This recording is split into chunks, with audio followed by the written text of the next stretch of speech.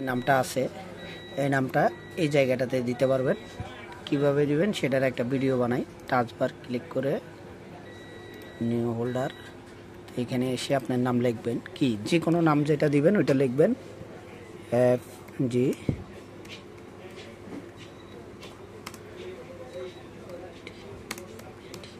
এই নামটা আমি লিখছি, এটা আমি জাস্ট কপি পেস্ট করার পরে আমি অপারেটিং সিস্টেম উইন্ডোজে চলে যাব।